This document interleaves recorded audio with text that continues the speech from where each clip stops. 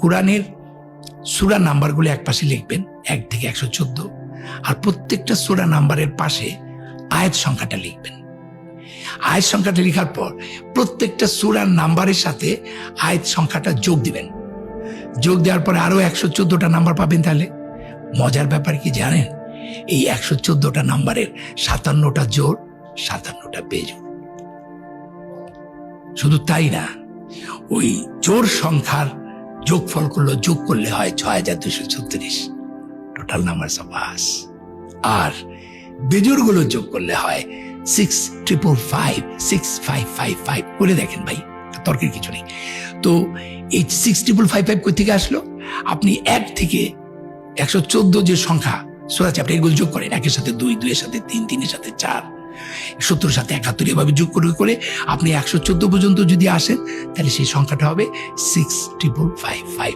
তাহলে জোড়াটা হচ্ছে 6236 আর বেজোড়টা হচ্ছে 6555। শুধু তাই না, আপনারা অনেক রিসার্চাররা বলবেন, আরে রাখেন ভাই, এটা নবী হিসাব করে থেকেছে। আল্লাহ কয়, তুই কত বড় ম্যাথমেটিশিয়ান, তুই আমার বলবি?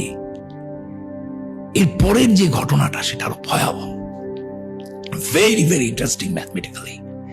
এই যে যোগ করার পর 114টা যে নাম্বার পাওয়া গেল, 57টা ইভেন 57টা অড, সেই নাম্বারের আমরা যেটা করেছি, রিপিট গুলো একসাথে করেছি, আনরিপিট গুলো একসাথে করেছি।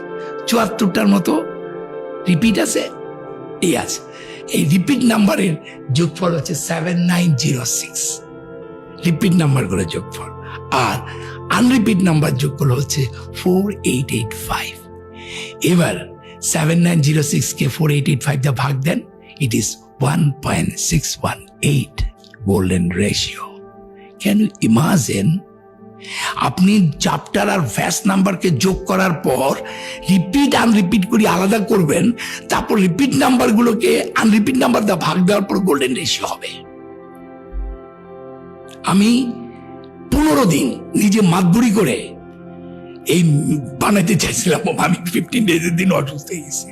এইটা মানুষের পক্ষে করা সম্ভব না। তার মানে আমি বলতে চাই, কোরআনের প্রথম থেকে শেষ পর্যন্ত যেভাবে সাজানো আছে, কোনটার পরে কোনটা আয়াত হবে, কোনটার পরে কোনটা না হবে, এইটা কিন্তু সত্যিকার অর্থে নবী করিম সাল্লাল্লাহু আলাইহি সাল্লাম, আল্লাহ জিবরাইল আলাইহিস সালামের মাধ্যমে কমপ্লিট করে নিয়েছে।